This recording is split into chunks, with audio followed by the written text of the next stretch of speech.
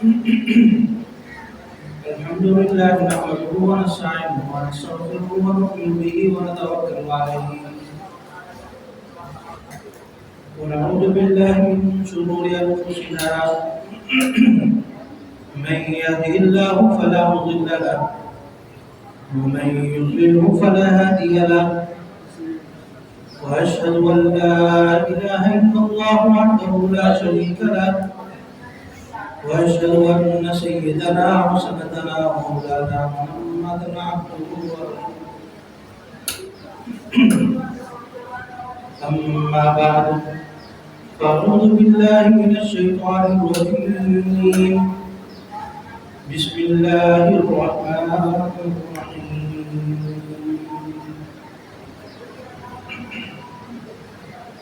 لن ينال الله لحومها ولا دماؤها ولكن يناله التقوى منكم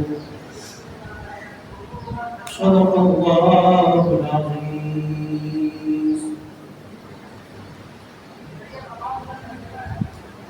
میرے واجب الاحترام قابل صد احترام دوستوں ساتھیوں بزرگوں،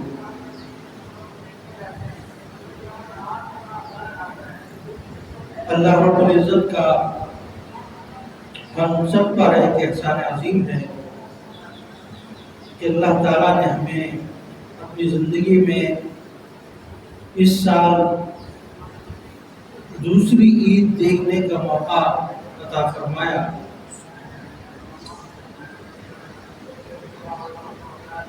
اور ایک ایسی عید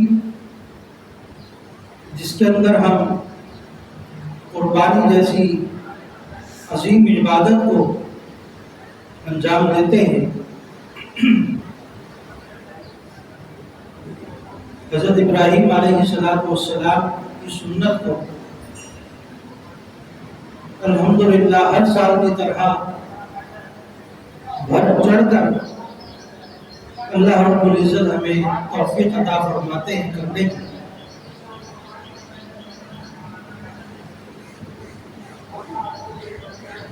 قربانی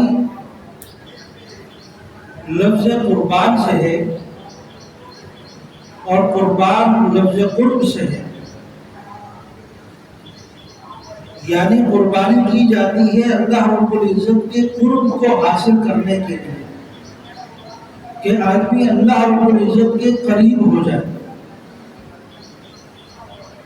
یقیناً اس کو عبادت سمجھ کر کرتے ہیں،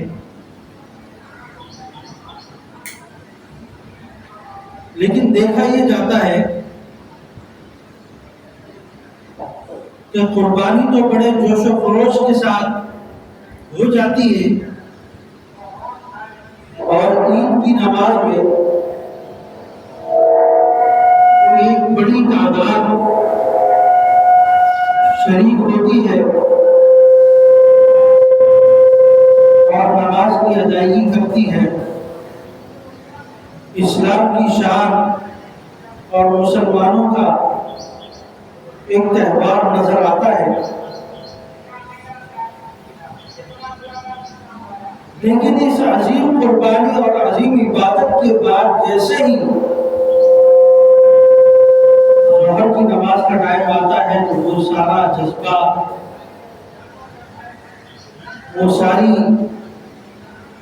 عبادت کے اندر جو جوش و خروش نظر آ رہا تھا وہ ختم ہو جاتا ہے.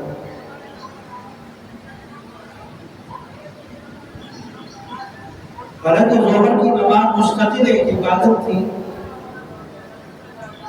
جو ہر حال میں انجام دینا ضروری تھا. قربانی تو کسی پر واجب ہے، کسی پر نہیں ہے. جو صاحب نصاب ہے وہ قربانی کرے گا اور جو صاحب نصاب نہیں ہے تو وہ قربانی واجب نہیں ہے. اگر کرتا ہے تو مستحب عمل ہے، کرے گا.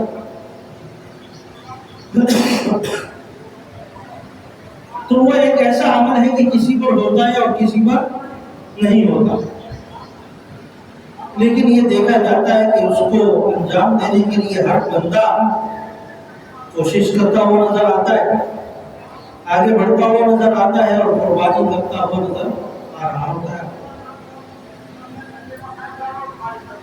اور ظہر کی نماز جو ہر بندے پر فرض ہے، چاہے وہ صاحب نصاب ہو یا صاحب نصاب نہ ہو، ظہر کی نماز فرض ہے،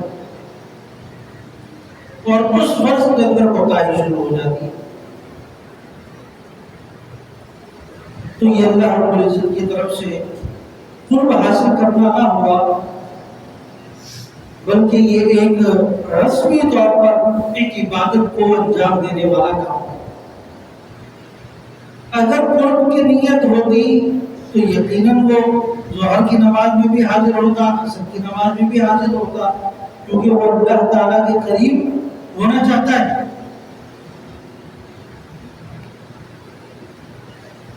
تو میرے عزیزوں، قربانی جیسا عظیم فریضہ اگر ہم کر رہے ہیں تو اس کے ساتھ جو مستقل عبادات ہمارے ساتھ جڑی ہوئی ہیں ان میں کوتاہی بالکل نہ کریں۔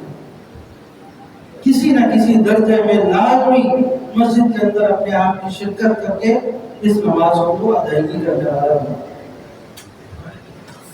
صحابہ کرام تو وہ تھے جو قربانی کیا کرتے تھے، جو میدان جہاد میں لڑا کرتے تھے، جو اپنے بچوں کو یتیم کروا دیا کرتے تھے، اپنے گھر بار اجاڑ دیا کرتے تھے، اس کے باوجود اللہ کی رضا حاصل کرنے کے لیے اپنے آپ کو ہر وقت تیار رکھتے تھے کہ کوئی لمحہ، کوئی عبادت، کوئی ایسا وقت وہ نکل نہ جائے جس میں اللہ رب العزت کو یاد نہ کروں۔ یہ کوشش ہوتی ہے۔ ہم انہی کے نام لیوا ہیں، انہی کے نقش قدم پر چلنے والے ہیں، تو ہماری عبادات رسمی نہیں ہونی چاہیے، وقتی نہیں ہونی چاہیے کہ عید کا چاند دیکھا تو مسجد میں آنا چھوڑ دیا، رمضان مبارک کا چاند دیکھا تو مسجد میں آنا شروع کر دیا۔ یہ رسمی عبادات نہیں ہونی چاہیے، بلکہ مستقل طور جہاں ہم نے ہمیشہ کے لیے جانا ہے اس کی ایک محنت ہے، اس کے مطابق اپنے آپ کو ڈالنے کی کوشش کرنی ہے، کسی نہ کسی درجے میں اپنی حاضری بند وقتہ نماز کے اندر لگاتے رہنا ہے۔ کہیں کوتاہی ہو جائے اس کے ازالے کے لیے آپ کوشش کریں کہ اگلے وقت کے اندر مکمل پابندی کریں۔ لیکن یہاں تو یہ ہوتا ہے کہ پورا ہفتہ، پورا مہینہ ایک شخص مسجد میں آتا ہی نہیں، بہت بڑی محرومی ہے۔ قیامت کے دن جب اٹھے گا تو سوائے افسوس کے اس کے پاس کچھ بھی نہیں ہوگا، اور وہ اتنا افسوس کرے گا کہ افسوس کرتے کرتے اپنی کوہنیوں تک اپنے بازو کھا چکا ہو۔ کیونکہ بعض دفعہ افسوس کی حالت میں لوگ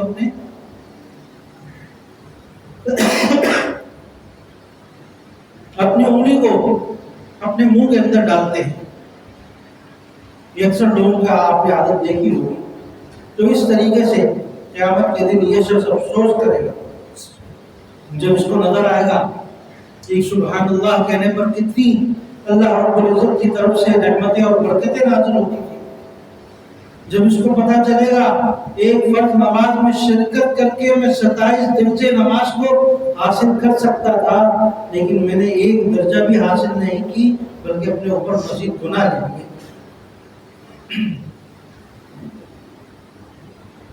میں فلاں وقت میں شریک ہوتا تو شب قدر کی عبادت کے برابر مجھے ثواب ملتا۔ یہ وہ راتیں ہیں، یہ 10 دن جو گزرے ہیں جس کی راتیں شب قدر کی عبادت کی طرح، اگر ہم میں سے کسی نے ان راتوں میں فائدہ اٹھایا ہے تو مبارکباد کے مستحق ہے، لیکن جس نے اس کو ایک عام دنوں کی طرح سمجھا تو اس کے وہ عام دن ختم ہو گئے، وہ کچھ حاصل نہ کر سکا۔ تو اللہ رب العزت بندے کو نوازتے ہیں اس کی نیت کے اوپر۔ فلما بلغ معه السعي قال يا بني إني أرى في المنام أني أذبحك فانظر ماذا ترى۔ جیسے ابراہیم علیہ السلام اپنے بیٹے سے اسماعیل سے فرماتے ہیں۔ ذرا تصور کریں، اس قصے کے پس منظر میں جائے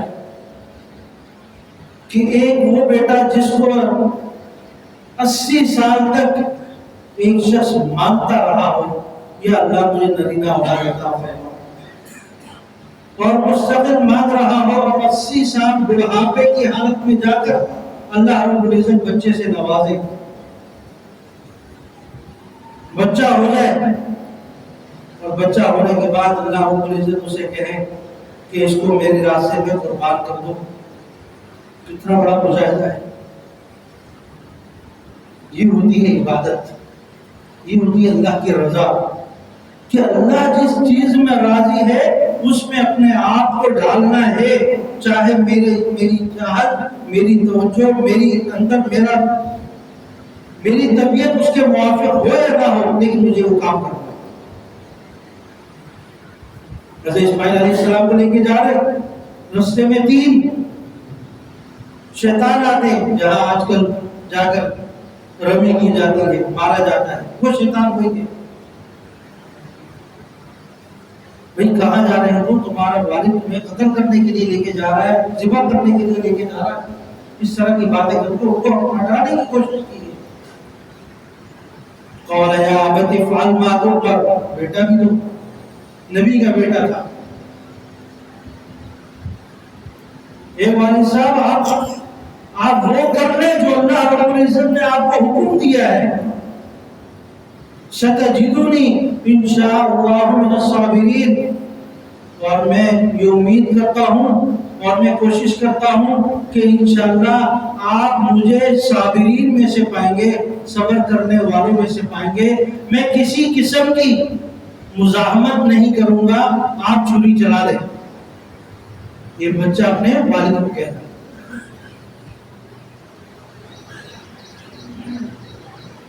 قد صدقت الرؤيا انا كذلك نجزي المحسنين۔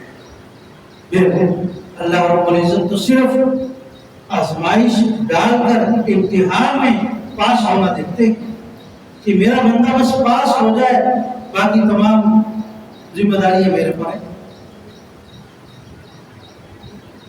وہ وقت یاد کریں جب حضرت ابراہیم علیہ السلام اپنے بیٹے کے گردن پر چھری چلا رہے ہیں اور اپنی نظریں اوپر کی ہوئی ہیں، کہیں ایسا نہ ہو میں اپنے بیٹے کا چہرہ دیکھ لوں اور اللہ کے حکم سے پیچھے ہٹ جاؤں۔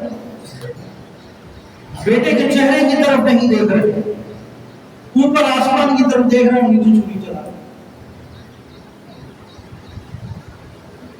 کہیں میرے اندر محبت زیادہ نہ ہو جائے، میں اللہ کے حکم سے پھر نہ جاؤں، اس ڈر سے بچے کی طرف نہیں دیکھ۔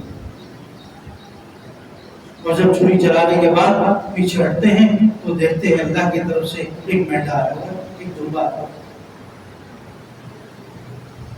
کیوں؟ اللہ رب العزت نے دیکھ لیا کہ امتحان میں پاس ہو۔ تو میرے عزیزوں، ہم سب اس دنیاوی زندگی کے اندر اللہ رب العزت کے امتحانات میں وقت گزار رہے ہیں۔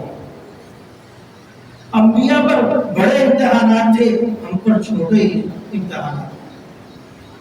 وہ بڑے امتحانات میں کامیاب ہو گئے، ہم چھوٹے امتحانات میں کامیاب ہو سکتے ہیں۔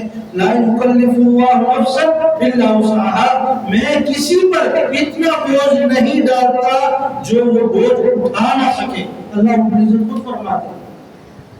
تو ایسے کیسے ہو سکتا ہے کہ ہم پر بڑی بڑی آزمائشیں آ جائیں، بڑے بڑے امتحانات آ جائیں جن کو ہم اٹھانے والے نہ ہو؟ ایسا نہیں ہو سکتا۔ رب العزت اگر ہم پر آزمائش امتحانات لاتے ہیں تو اس کے اندر ہم اتنی طاقت رکھتے ہیں کہ اس کو پورا کر سکیں۔ اسی وجہ سے کہا کہ قربانیاں کرنا۔ قربانی کیا ہے؟ میرے قرب کا ذریعہ، میرے قریب ہو جاؤ۔ ایسا نہ ہو ایک چیز قرب کی حاصل کرتے کرتے دوسری جو قرب کی چیزیں ہم کو چھوڑ دیں۔ ایک طرف ایک عبادت کر لی جس پر اللہ رب العزت کی طرف سے انعامات اور رحمتیں نازل ہوئی، لیکن دوسری طرف جیسے ہی ظہر کی نماز کا وقت ہوا، عصر کی نماز کا وقت ہوا، میں بھول گیا اللہ رب العزت کو، میں بھول گیا کیا عبادت ہوتی ہے، کیا نماز ہوتی ہے۔